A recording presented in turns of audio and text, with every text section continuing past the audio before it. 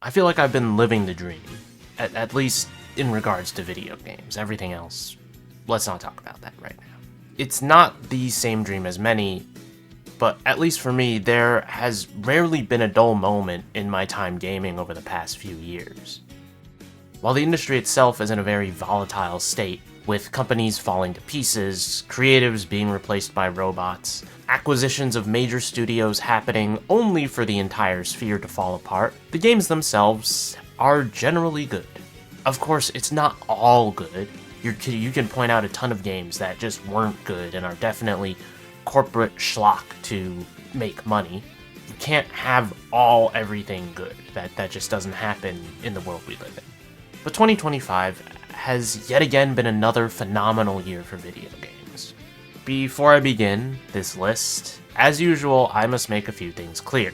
This is my list. A list of every game I've played in 2025, ranked from worst to best.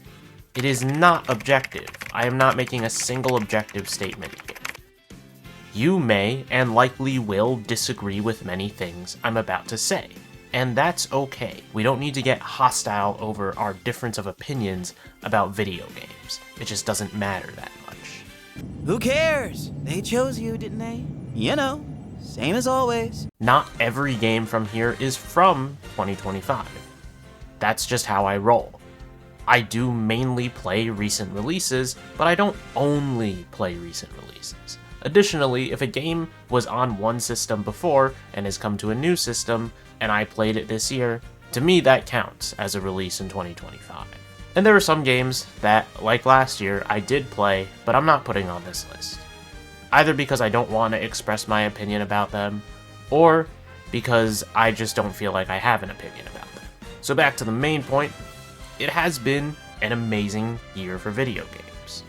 But we can't have 0 bad games. Well, use the forget-me stick. Oh, right. In an industry full of ideas, there are games that are just larger than life. Everyone who wants to make games can't always make them, and sometimes there are games that get greenlit purely on passion. Lost Soul Aside caught my interest 9 years ago when I saw its very first PSX trailer. Flashy combat that looked pretty simple, but very fun. I was hooked to see this game release, so I waited, and waited, and waited, until finally, nope, not this time. Finally, it was in my hands, and for all the merits I can give this game about being developed by one guy originally, and the fact that it can look okay, Lost Soul Aside is at best a mediocre hack-and-slash game, and at worst a game that really couldn't hold back on the vision that the team had for it. To me, it's a shining example of what happens when you push your limits too far too early on. Most of the time, you're not going to make your magnum opus on your first try. A majority of people who come into this industry making a game usually don't make the best game they've ever made on the first attempt. It just doesn't happen. And that really goes for anything creative. Your first drawing may not look that good, but it's still a step in a direction of you becoming an artist. The main grip of Lost Soul Aside is its combat, which isn't bad. It's another game that takes inspiration from games like Devil May Cry, but can't quite reach the same heights. And even more so, the game just overlooked its sound design. Combat feels basic, but the impact of your hits isn't helping with that feel better. The game lacks the punch that it needed in both the visual and sound department. And that doesn't mean you can't pull off some cool or fun things, but it does mean that the game doesn't have the same feel for those moments. Spoiler warning, I'm going to talk a little bit about the final boss fight here, which sounds silly, but I don't care. In the final boss sequence, there's a moment where you're playing as a dragon, and you do combat with, I don't really remember what it was, but when you land your punches, it sounds like you're punching a pillow.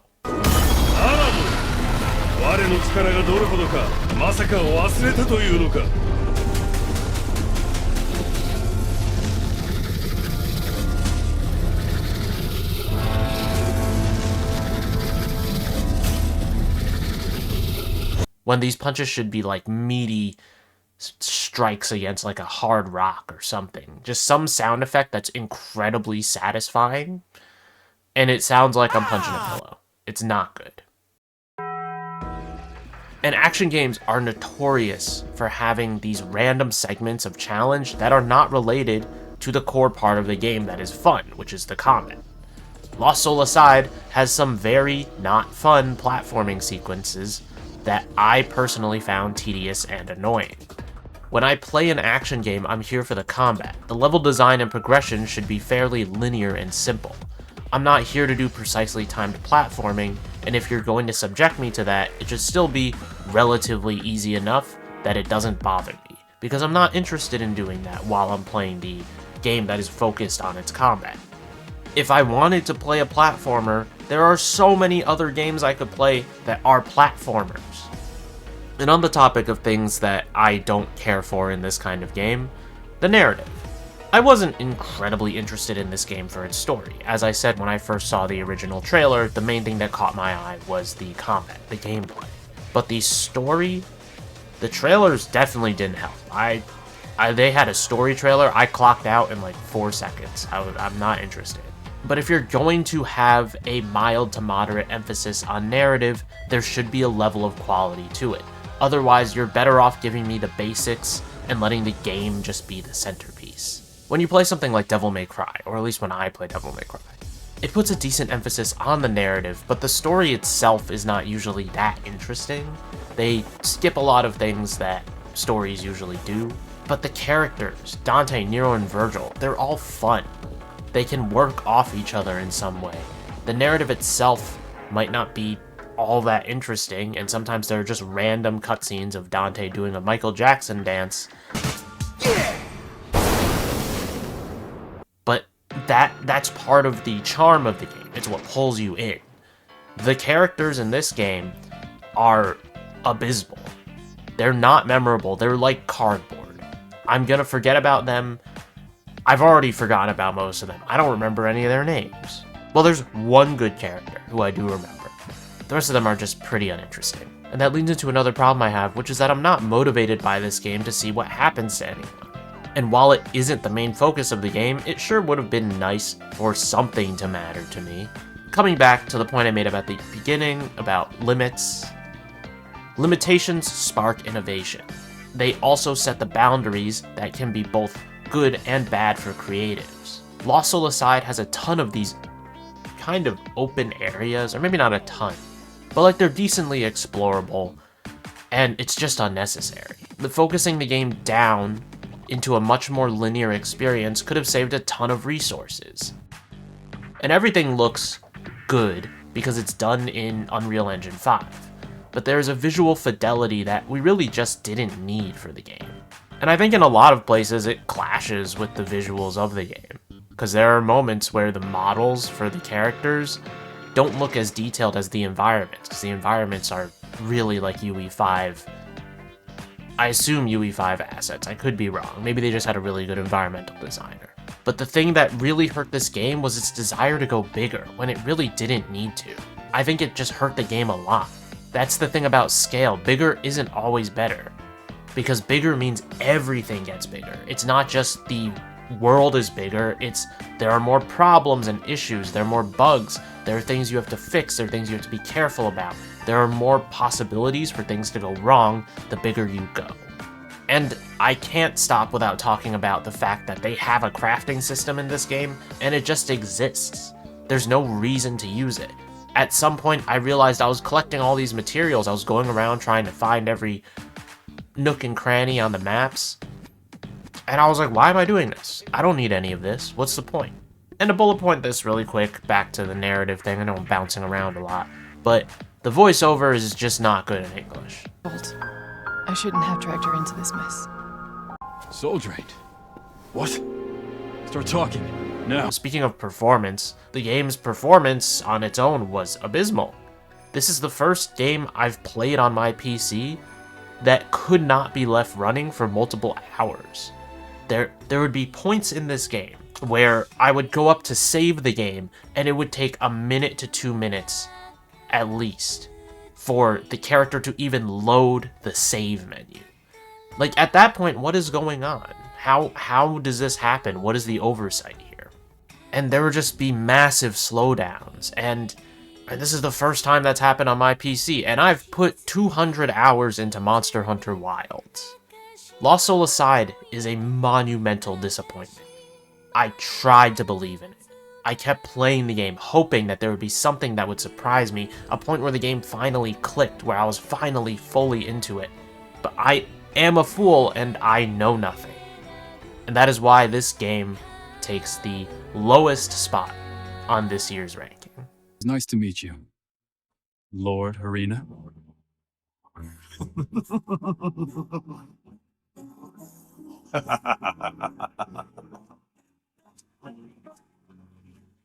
I won't forget you, buddy. No. In some sense, I desperately tried to enjoy Stellar Blade. I think the game itself is not bad, but it's definitely an experience that was different from what I was expecting. For the most part, I found that the core combat just doesn't resonate with me. It's not as difficult as a Souls-like, and it's not as simple as a hack-and-slash game, but it's not like a DMC game either. It's something entirely different, and it's not something I'm very used to, I would say. At the same time, I'm not really compelled by the story or the characters. The music is great, but it's not enough to pull me back into the game. At the end of the day, it's one of those games where you go in expecting something, and you're given something entirely different, but it's not bad enough to make you say, I hate this game, and it's not interesting enough to me to make me want to play more.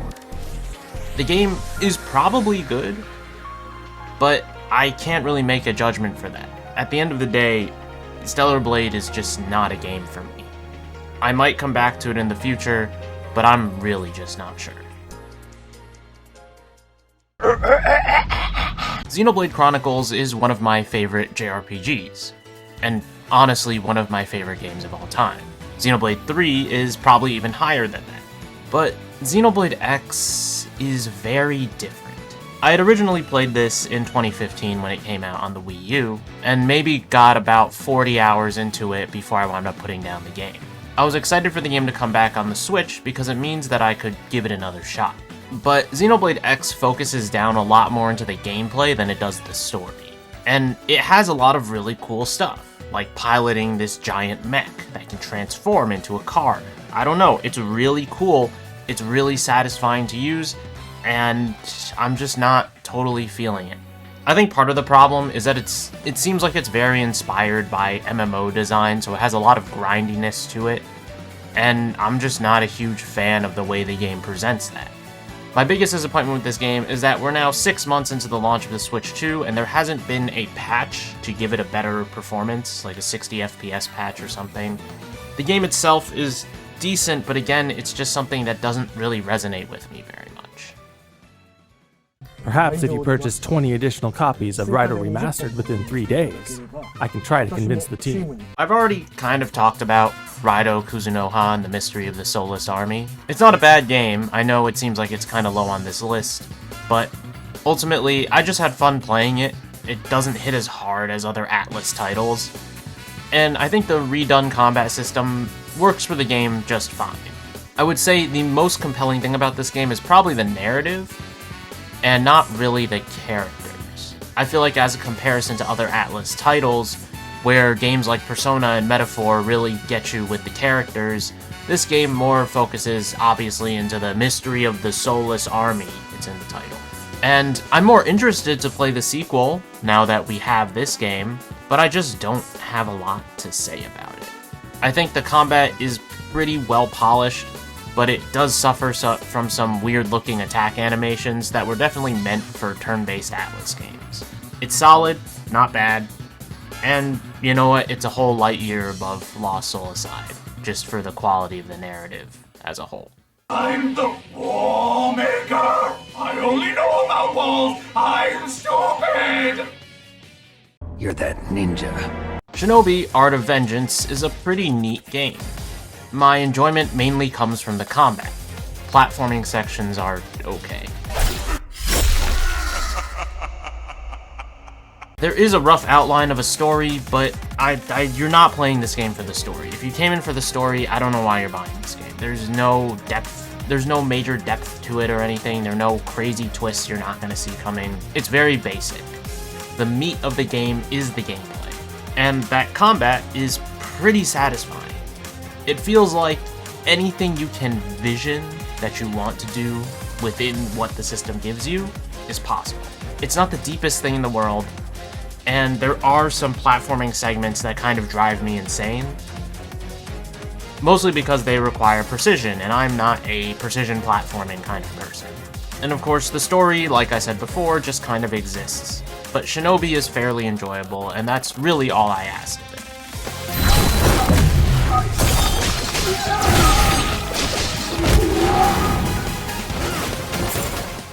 You choose Spider-Man! In my personal opinion, over the past few years, we've been starved for good superpower games. There are some cool ones on the horizon, but nothing is ever gonna hit me as well as Infamous 2 did. Spider-Man 2 really makes you feel like Iron Man, letting you glide around in the wingsuit, achieving speeds that really don't feel practical. But honestly, the game is a solid and polished Spider-Man game. Despite what I said before, you still feel like Spider-Man, and the core of the game retains the same goods as the first game and Miles Morales. But after I finished it, I kinda sat on the story for a while, and I began to wonder, wait, what happened? I think the emotional thread for Peter and Harry is there. I'm gonna get into spoilers past this point. The game does a great job at establishing the relationship between these two. I know there are people who have their complaints about playing as schoolboy Peter Parker, but that didn't really bother me at all. I was fine with it. But for Harry and Miles, there's just kind of a little thread there. It's not a lot, and I feel like there should have been more. I still don't like the fact that the MJ segments even exist. I think they take away from what makes the game a lot of fun. When I pick up a Spider-Man game, I want to play as Spider-Man. I don't want to play as MJ. And I think it's weird to include her in the final mission instead of Genki, who could have been involved because he doesn't really endanger himself when he goes and helps them from a computer. Anyways, I had a lot of fun with this game, but I think that the story is a little bit rushed and could have used some extra time to flesh some things out. Also, the next game better elaborate on those side missions because some of these end on whole cliffhangers that are just ridiculous. And as a side note, I played this at launch on PC. It's another example of a poorly crafted PC port. So I'm docking some points there for the game crashing several times for really no reason at all.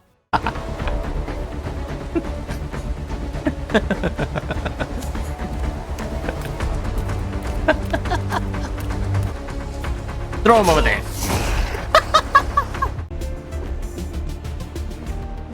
The fourth ever Pokemon game released, and it is unsurprisingly fun. And at its core, that's all Pokemon has been for me, minus this one. And that is what it probably will always be. When you get down to the nitty-gritty of the games, Legend ZA is another step forward for the franchise, and I wholly expect the next mainline game to take a few steps backwards. ZA's core gameplay is that it removes the turn-based combat for real-time combat, and that's a really cool idea that a lot of people have had for Pokemon for years. It is the first time I would say there has been a major combat innovation within the game that really makes the game feel different. But that being said, you lose a lot of the strategic elements that the turn-based system had. It's much more hit them hard and hit them fast. I enjoyed what I played, and the story is fine. It's better than previous games, but that's not saying much of anything. I know that people are complaining about going inside buildings and textured buildings over modeled ones, but I really don't think at this point it is remotely jaw-dropping or interesting to be surprised that Pokemon games are not really high quality. If you think that it's crazy that I can stomach playing these games, I had a comment about that once, I have played games that are way worse than this. I've mentioned this before, Pokemon is a machine. There are so many moving parts to this that there will likely not be a point for a very long time where the games reach the peaks that they should. and this assumes that the Pokemon Company is, or whoever is responsible, I don't care if it's Nintendo, the Pokemon Company, or Game Freak. I'm inclined to believe it's the Pokemon Company. We only will see quality increase if the feedback from Scarlet and Violet has meant anything to the person in charge. In a perfect world, a lot would have changed after whatever the hell happened with Scarlet and Violet, but in reality, a business is a business, and change in all things is not instantaneous. ZA is a fun game with a lot of issues at its core. I enjoyed playing it, so that counts for something.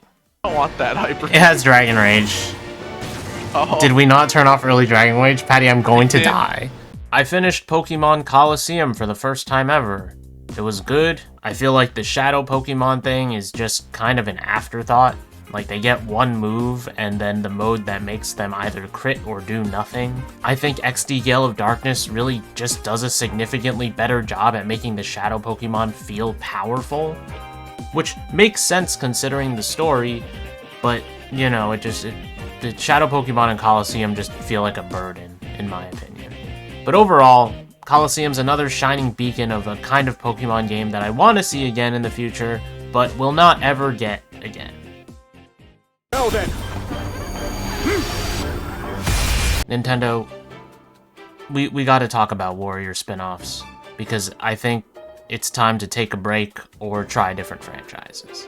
Hyrule Warriors Age of Imprisonment is now the third Zelda Warriors spin-off. It takes a lot from its predecessor Age of Calamity, unsurprisingly, and aims to tell the tale of Zelda's side to Tears of the Kingdom. And that's fine and dandy.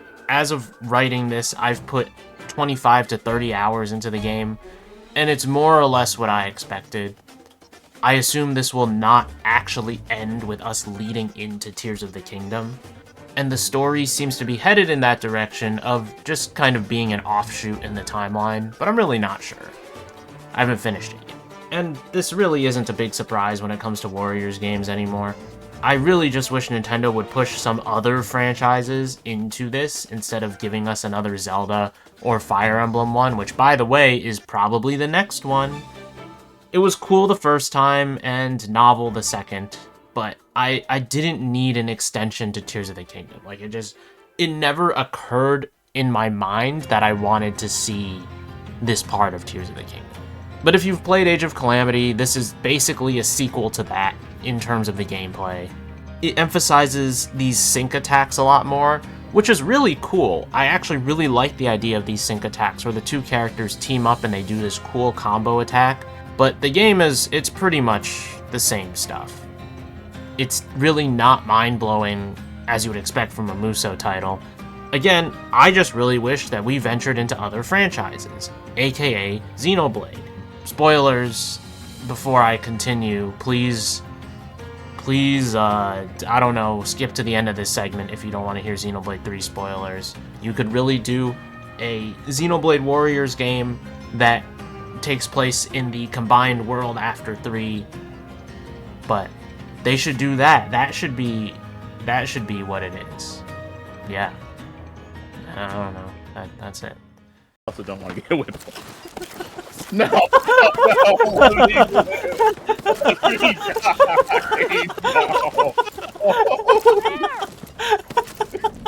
Pick one, please. This game won Best Audio Design at the Game Awards, and no. The hammer, the sound effect for when you hit someone with a hammer is not very satisfying. So I'm saying it's not Best Audio Design, even though the rest is fine. Anyways, in a serious note, Battlefield 6 is a lot of fun with friends. I'm not an FPS guy, but I'm having fun playing it on a casual level. I can do stupid things, and on occasion, I get away with it. So, it's fun. But anyways, since I've made this comment about the hammer hitting sound effect, here's what I think it should sound.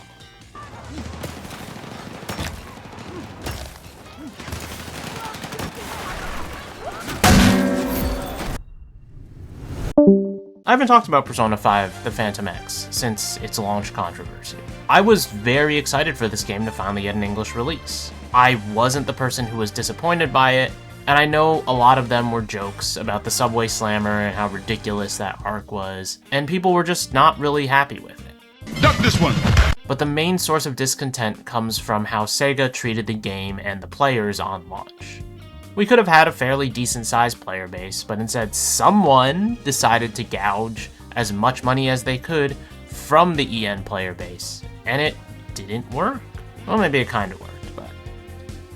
If you didn't know, a majority of the bad decisions have been reverted, and the game is, in my opinion, in a decent state now. Getting to the game itself and away from the controversy, Persona 5 The Phantom X is basically Persona 5 Lite.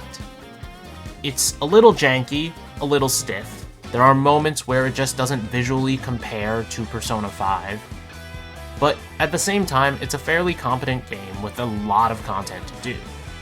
The music is still fantastic, and the combat system actually has some ideas that I think the main series could use to enhance difficulty. But overall, it lacks the same polish as the main games. At the same time, still is a decent game, and the story is getting better as time goes on. But whenever I really bring up this game and talk about it, I always think that it's good, but everything could have been better.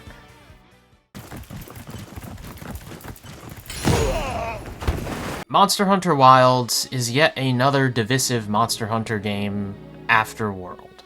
When the game dropped, I put in a ton of time into it. I left after a few days feeling fairly satisfied, playing in small bursts here and there, farming out some armor sets, helping my friends progress through their game.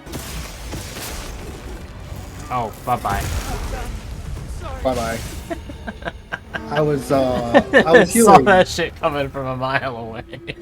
But a lot of people weren't happy. I think people don't realize this. The game seems a lot shorter than Rise and World, and that's mostly because Rise came out on PC with all of its updated content minus Sunbreak, and World came out with, I believe, a faster release schedule for its updates. Wilds is the first time PC players, which as far as I've heard is the majority of the fan base now, have to experience the updates organically, which means over the course of the next year and a half. Or year, I guess, in this case. I've come back for every title update so far, and I think Omega is probably my favorite fight in this game. The combat is incredibly solid, just as the previous two games I've played. And they kind of do this by giving the hunter more power in World, while not going incredibly overboard like in Rise. And the monsters feel like they have enough strength to still be strong and still be a little bit challenging. However, focus mode does make the game a lot easier, especially if you're a great sword player. And once you really understand how to use it, the game just becomes easy. And I'm an outlier, of course, because I choose to run more defensive builds than offense. While a lot of people would say that I'm not playing the game the quote intended way and not getting the best DPS, if a hunt takes me 20 minutes, it takes me 20 minutes. But I have the survivability. The game to me is still fun playing this way. But Wild's biggest issue, regardless of what you think of its combat, is its performance. I'm not sure about consoles, but the PC performance is just bizarre. And it goes back to what I said about scale when I was talking about Lost Soul Aside. Wilds is a very impressive game on the presentation side, but how much of that causes issues for the game's performance? The developers said they wanted to create this living world, this ecosystem, which is a really cool idea. I love the idea of just like a Zoo Tycoon-esque Monster Hunter game, where you craft these environments for the monsters to live in, and the world just feels alive. But I think what winds up happening is that that just doesn't work. You have these apex monsters, these titans that come out, and the weather changes, and it doesn't do anything. The plains is the place where I think it is the most noticeable, where you have like these lightning strikes coming down, and Raydao is here, and it doesn't feel like it actually impacts the hunt that much. It impacts the atmosphere of the hunt, but it doesn't change the hunt. Like, there's no point where you're gonna feel like, oh, this is an entirely different place now. Which is what I think the original goal was to feel like. When New Udra shows up, the entire cave system is ablaze. When Uthduna shows up, it's pouring rain. And these are beautiful, beautiful ideas. And sometimes the environmental design is amazing. The Scarlet Forest in particular is really nice.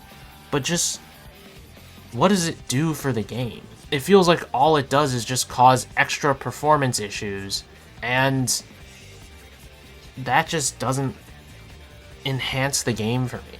I really think priority should have been on utilizing what the game has and making sure it runs smoothly, and then going into the bells and whistles part.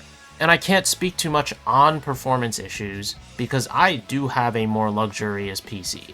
So it's unfair for me to assume that tech issues just don't exist. If a majority of people are saying that it does, then it probably does. And in the end, the scale of wilds just winds up hurting it in one of the most important fields of a game, which is the performance. I really hope that the team at Capcom can do some optimization work that kind of unanimously is agreed upon that it works. Because if they launch an expansion, I really only expect things to get worse down the line. Oh boy. He sneezed and he's sleepy. He sneezes and he's sleepy, just like me when I have allergies. Me too, me too.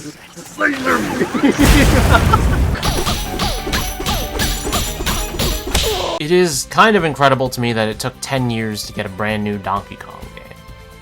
But even more insane is that Nintendo decided that this would be their biggest title for the launch year of the Switch 2. Donkey Kong Bonanza breaks the boundaries of platformers, literally. It's another game where I think a lot of people were expecting one thing and got something completely different. While the team here is responsible for Mario Odyssey, this is not a Mario game. Playing as Mario feels tight and controlled, your movements are more calculated, and it feels like there's more thought being put into them. Whereas playing as Donkey Kong feels more wild. He controls, I feel like, fairly similarly, but the feeling of how he moves and how you progress just feels looser. It's different, it's not worse. I'm not a big platformer person, so a lot of this is just my own take on this. I could be entirely wrong according to you, because like I said, it's an opinion. I'm not good at platforming, and I don't always have the patience for it. I played Mario Odyssey for about 5 hours, said this is a really good game, and it feels really good to control, and then I never touched the game again. Bonanza, I actually finished the main game. Destroying the world just feels satisfying. The developers on this team are tuned into how to make that simple action of bashing the ground open feel good. It's a fun game with a great gameplay loop, and another time Nintendo has innovated on the gaming and 3D platforming space. It's of course not my favorite game in the world, but it is a good game, and I think it's well worth your time.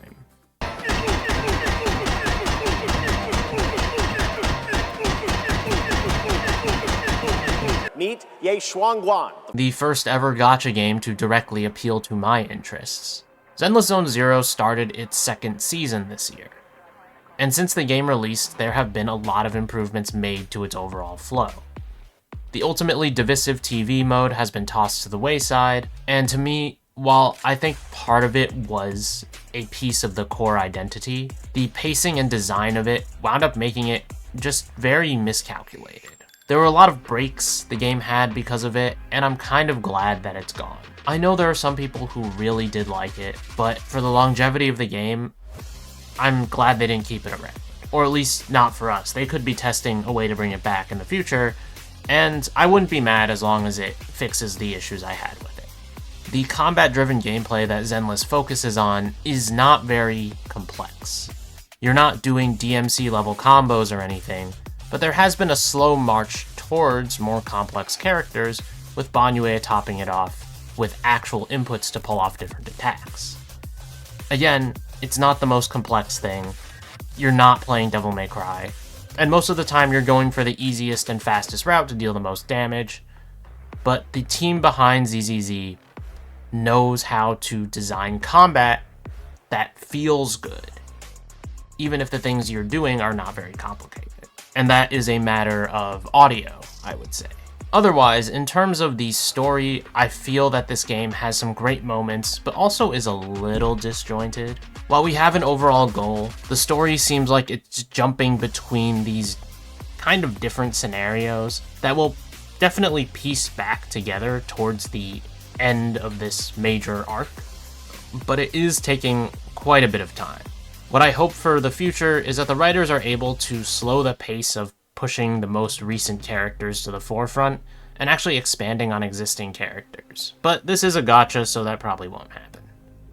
ZZZ both retains its darker and more depressing vibes, while the setting and main story also give us glimpses into the lively and silly side of things with the events and side missions. It's a great game, and the developers definitely take their time to hear people's reasonable critiques.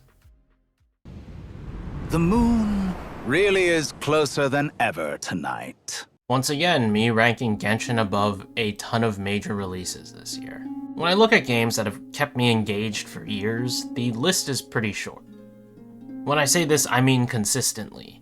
I do make returns to Apex Legends almost every year. I did play Wuthering Waves again this year for a short while, but Genshin has managed to keep my interest for 5 years without break. I haven't felt genuinely burned out or uninterested in the ongoing narrative, and I think a lot of that is due to the quality of what's being put out. Again, I know people have differing opinions about gachas, but whatever. This year, again, Genshin delivers a story that nails the exact reason why I've been invested in this game for so long. Nodcry is a weird addition that wasn't really planned to be this big in the beginning, based on my understanding. This region and version cycle exists to help bridge the gap between casual players and the deeper lore within the game. As someone who sits in the middle of this, that engages with the lore a little bit, but not as much as lore enthusiasts do, you get a lot of payoff for lore bits, theories, and world quests that a lot of casual players just didn't do. And that payoff has made this so worthwhile to me. Of course, there are still issues within Genshin. One of the major ones for me is that the big world quests should be voiced, and I really hope that at some point they go back and retroactively voice them, but that's probably not going to happen. I can understand not voicing every little quest, but these big multi-hour spanning world quests should not be left with a lower treatment than the big main story quests. I would prefer some of these basic events that you're never going to get back not be voiced in exchange for the big world quests to be voiced. But as usual, Genshin has delivered to me an experience that no other gacha has truly matched up to. And the future for this game is looking brighter than ever. Super Mario! Yahoo! A game that I think kind of oversteps its boundaries in a few places. But one of these places is not the core gameplay. World takes steps away from the numbered entries of 7 and 8 to be something different. The game has a ton of skill expression that 8 just didn't have. It's a different game, and I'm emphasizing this. And I think that's a plus. The efficiency of it can be left to the good players. I'm just here for the fun and spectacle of it all. I don't take Mario Kart seriously as a competitive game, because I think when people play competitively in the nature that some people do, it winds up creating these not very fun strategies. But what World does have is one of the best track lists in the game. And I mean this both in terms of its courses and in terms of its soundtrack.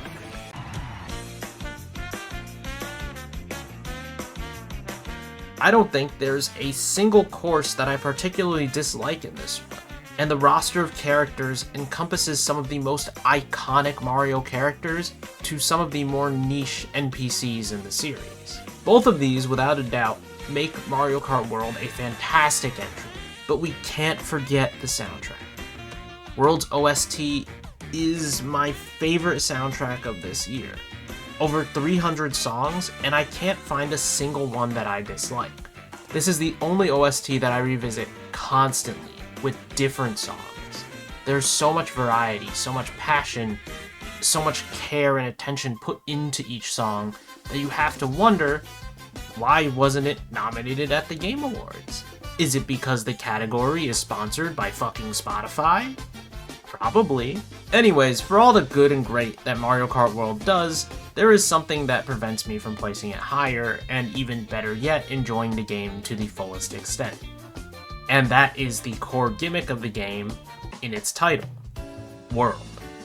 The interconnected tracks are cool in concept, but I feel like the idea of driving from course to course, and of course, the big idea of an explorable world is just not there for me. I just don't think it belongs in Mario Kart or in like car games that are not like regular kart games. Kart racers, it just doesn't work for me. I don't want a big explorable world in a Mario Kart game. For kids, it's awesome. I can't tell you how much fun I would have had if I was not above the age of 12. But unfortunately, this segment of the game just isn't what I play Mario Kart for. And it's a little sad that so much went into this portion of the game. Additionally, the fact that driving to another course ends with you pretty much just taking one lap around and calling it a day is equally as lame. When I first heard about this feature, I thought we'd be doing 7 to 8 races in each cup. You get the main course, intermission, then another race around the course, and then intermission, and so on and so forth. That's not the case. Instead, this game's intermission courses are now mashed into the next course, so that it maintains the 4-race structure. However, they shorten the amount of time you're on the course itself. If you had the intermission play directly into a 3 laps around the course, it would take longer, but I would like it more. And that's truly what stops me from enjoying World at its fullest. Again, I think it's a phenomenal Mario Kart game in a lot of ways, but just the big interconnected world takes away from a lot of the good that the game has. It doesn't stop me from enjoying the game, but it's just always going to be an issue with this game. And I hope the next Mario Kart game either learns from this, or decides to go in a completely different direction. The Trail series has interested me to some degree over the past few years. I've wanted to play it for a while, but just never had the chance.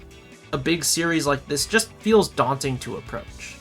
So when I heard about the first game getting a remake, I figured this was my chance to start. And it was worth it. Trails in the Sky First Chapter is an amazing game.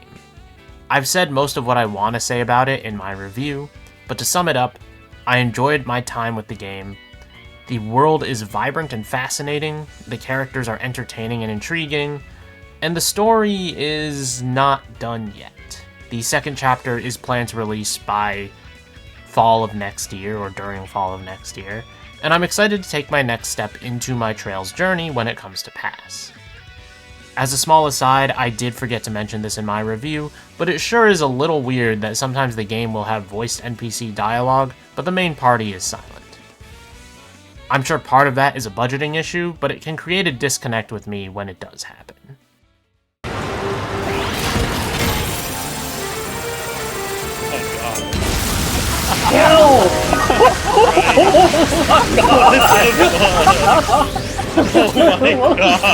If it's any surprise at all, I've always been a fan of Nintendo games.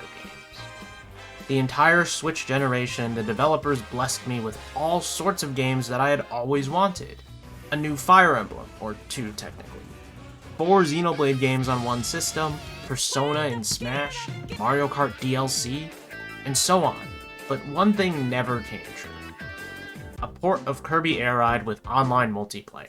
While there are definitely ways to get this to work using other methods, I've always just wanted to have the game on my Switch. But that never really came to pass. And as time went on, I kind of just gave up hope.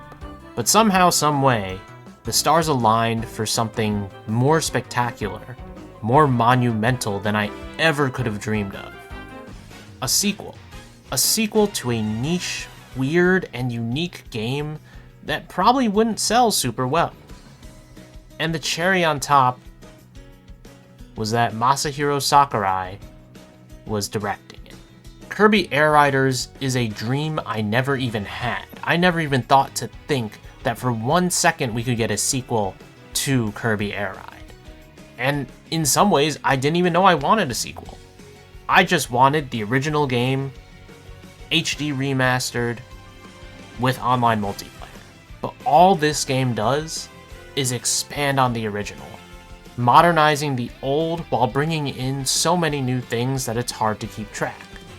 And I know this game is not for everyone, because Air Ride does not play like a traditional racing game. The game accelerates for you.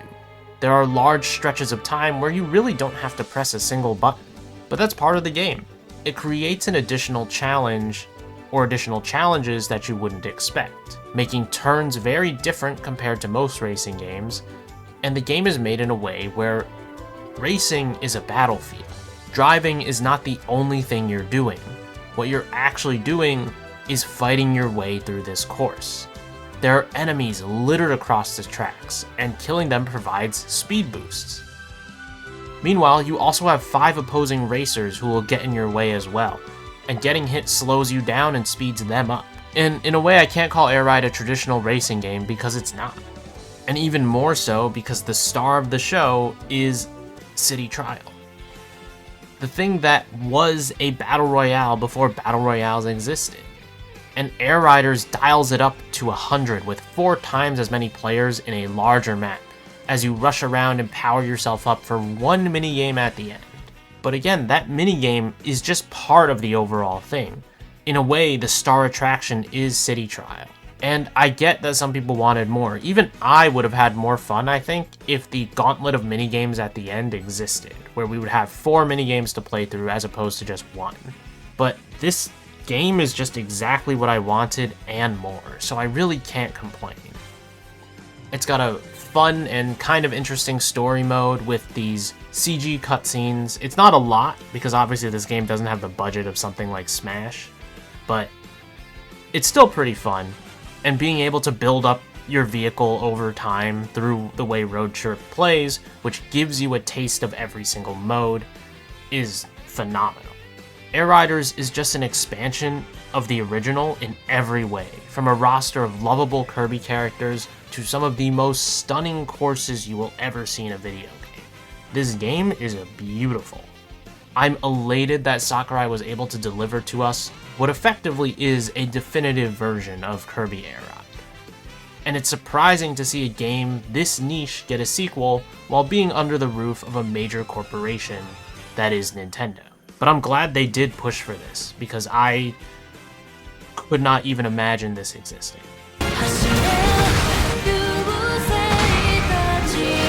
The special. Take this. Take this.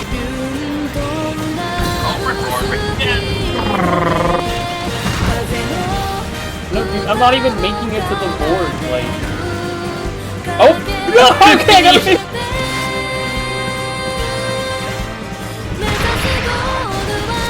Alright, see you guys later.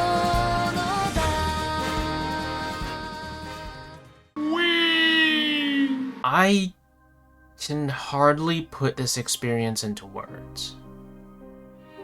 I had my eyes on Expedition 33 since about last year. I think there was a trailer that premiered, and I was kind of interested, but it was very much a passing glance. I'll play this when I get the chance. But the game came out, and we got a lot of reviews. A lot of really high scores. And at some point, I just decided I had to cave in and buy it and play it right now. Clair Obscur Expedition 33 is a game that shouldn't exist.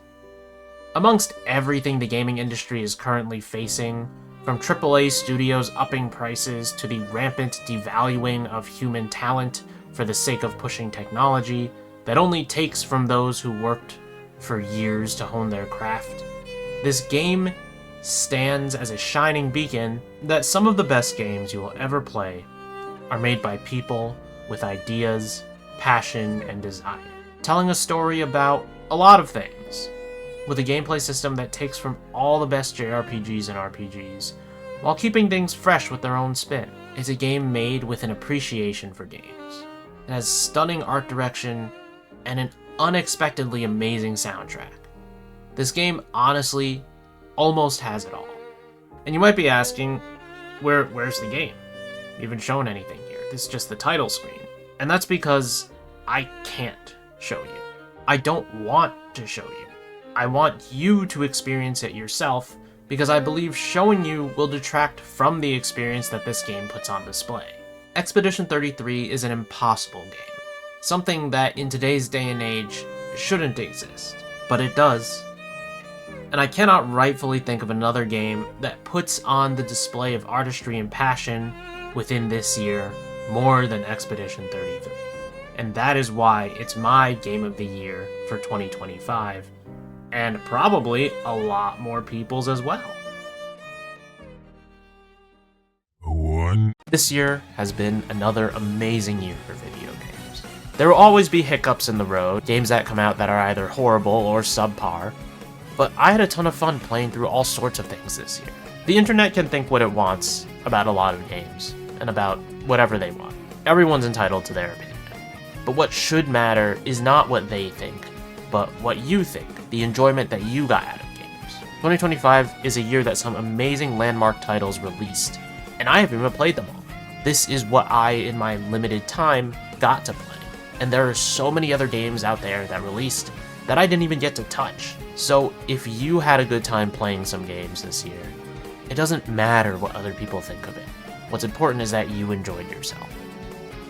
And I'm hoping next year brings the same level of quality to us, but it'll be pretty hard to top some of the stuff that I got to play this year. And you can let me know what your top games of 2025 were in the comments down below. As always, you can leave a like if you enjoyed the video, and subscribe to the channel for more things video game related. Usually here we do a lot of JRPG stuff. Persona is the main focus, albeit I have not made a Persona video in several months, and that's mostly due to the fact that the well is pretty dry. So maybe I'll touch on that next year at the beginning, but we'll see. Anyways, thanks for watching, and I'll see you guys next time.